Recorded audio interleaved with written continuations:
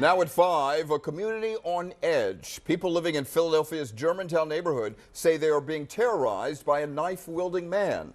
Just days ago, he injured a woman protecting her daughter, who was being held at knife point. Thursday night, Shari's off. Sarah Bloomquist is joining us. And the big story in Action News is growing fear that he will strike again. The terrifying scenes played out right in broad daylight. Action News reporter John Paul is live at Northwest Detectives in Ogontz. And John, you actually talked to these victims about what was a very scary ordeal. Yeah, Sarah, Rick, this is really scary stuff here. I talked to two different people. They live across the street from each other. Both say that they were attacked by a man who had a knife, and they're both worried this could happen again. All of a sudden, there's a guy in front of me with my daughter in a chokehold with a knife to her throat. That image will be hard to forget for this Germantown woman who asked that we not share her name. She was in her driveway on Pulaski Avenue on Friday at 3 in the afternoon, washing her car with her 13-year-old daughter, when a man in all black holding a knife grabbed her. I had still the garden hose in my hand and I sprayed him right in the face with the garden hose.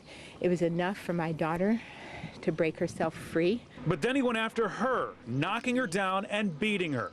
I have facial fractures. And then told her what he wanted. She yells, this is the first time he said anything, "Stop fighting, all I want is cash." He finally ran off, leaving her bloody and bruised. And then she made the connection to a similar attack on her neighbor across the street in February. I felt somebody's hands dig into my shoulder, and I looked down, and his arm went up with a very large butcher knife blade. Elizabeth Riley was robbed on her front porch by a man with a knife.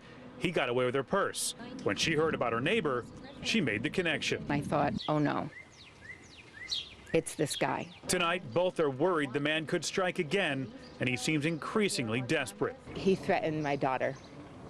And I believe that if you're doing that and drawing children into it with a dangerous weapon, you're very dangerous. Now, police are involved. They're looking into this. I'm also told they have surveillance video of their suspect, but at this point, they haven't released anything else.